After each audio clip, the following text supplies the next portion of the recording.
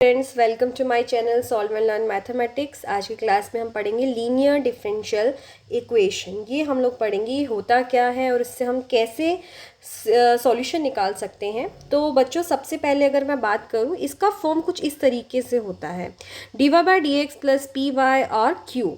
अब आप बोलेंगे कि मैम ये p क्या है और ये q क्या है। देखो बच्चों, अगर ये d Y by D x है, इसका मतलब डेरिवेटिव आपके किसके रिस्पेक्ट में, x के रिस्पेक्ट में है। तो डेफिनेटली आपके पास p एंड q जो होंगे वो आपके पास क्या होंगे, कॉफिशिएंट ऑफ x होंगे। और it can be a constant, ये कांस्टेंट हो सकता है, बिल्कुल हो सकता है। इसमें पेपर में सीबीएसई के अंदर 1 मार्क का क्वेश्चन 100% आप लोगों को मिलेगा। क्या? That is if. अब आईएफ क्या होता है? आईएफ जो होता है उसको बोलते हैं हम लोग इंटीग्रेटिंग फैक्टर। इंटीग्रेटिंग फैक्टर के अंदर आप लोगों का एक फॉर्मूला होता है इसको निकालने का, वो होता है e की पावर में p dx। आपके पास जो ये p दिख रहा है, बिल्कुल एज इट इज़ यही p यहाँ पे लिखना है और इसका इंटीग्रेशन करना है dx के साथ। बट ये किस में होगा? e की पावर में होगा। तो what ever you have answer that is your IF। IF का फुल फॉर्म होता है इंटीग्रेटिंग फैक्टर। तो इस तरीके से हम निकालते हैं by example. They have express, example में क्या दे रखा है कि आपके पास D Y by D x plus Y equal to sine X है। सबसे पहले तो आप चेक करेंगे, देखो मैं रूल बताती हूँ इसकी एल्गोरिथम क्या होती है। First you have to check that d Y by D x is there, और वो भी इसका कॉफिशिएंट जो है वो 1 होना चाहिए। अब आप बोलेंगे कि मैम अगर d Y by D x के आगे x लग जाता तो फिर क्या करते हैं हम लोग? तो बच्चों, d Y by D x के आगे अगर x लग जाता तो उसको हम डिवाइड कर देते, बट हम लोगों को क्या करना है, d Y by D x का कॉफिशिएंट 1 बनाना है। अब हम क्या करेंगे, यहाँ पर ये आपके पास एक एग्जाम्पल है, 1 है, प्लस में y दे रखा है, साइन x दे रखा है। तो बेटा ये आपके पास क्या हो गया, q हो गया। और इसमें p की वैल्यू क्या हो गई? p की वैल्यू हो गई हमारे पास 1, क्योंकि मैंने आपको बोला था p and q are the coefficient of x और कांस्टेंट। तो आपके पास y है, y के साथ जो भी होगा दैट विल बी p। अब second example, they have express d Y by D x plus this. तो बेटा ये भी x है, आपको दिख गया होगा, दिस इज p और दिस इज q। और in this question also you can see y आपका अलग रह गया, इसको y इंटू 1 लिख सकते हैं। तो ये आपका p हो गया और ये क्या हो गया, आपका q हो गया है। तो these are the various examples which we have. Now I will explain how to solve it. So first example I have expressed in front of you. Find the general solution of the differential equation dy by dx minus y equal to cos x.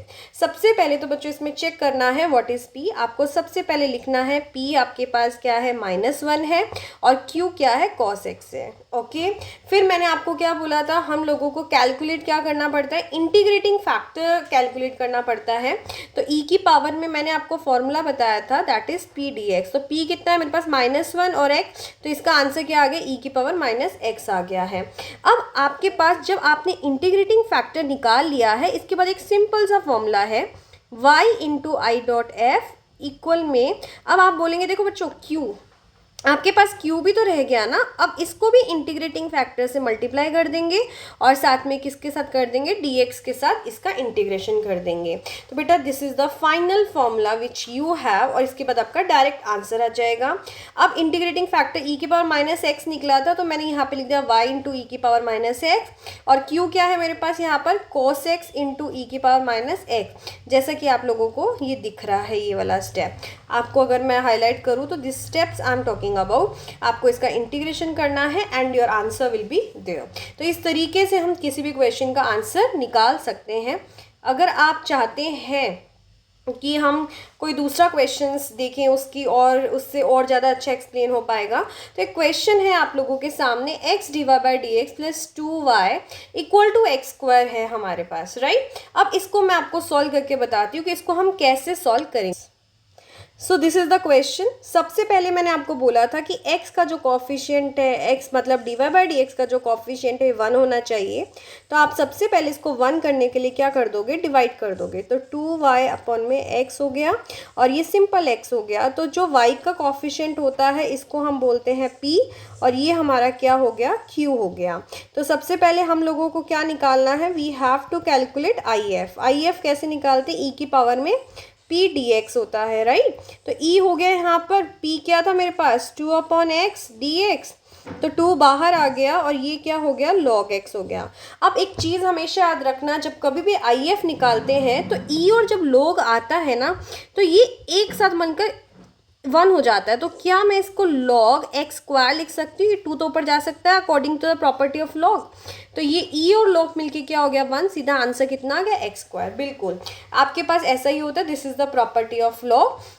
अब simple, I told you the formula y into I F equal to में क्या है, integration q into I F D x plus E. हाँ बच्चों, ये वाला formula याद करना पड़ेगा। अगर आप इसका पैटर्न बना पाते हो तो that will be easy for you, but you have to learn. आपको कुछ भी नहीं करना, आपका सिंपल x के रिस्पेक्ट में ही सब कुछ हो रहा है, क्योंकि आपका जो डेरिवेटिव है वो x के रिस्पेक्ट में दे रखा है।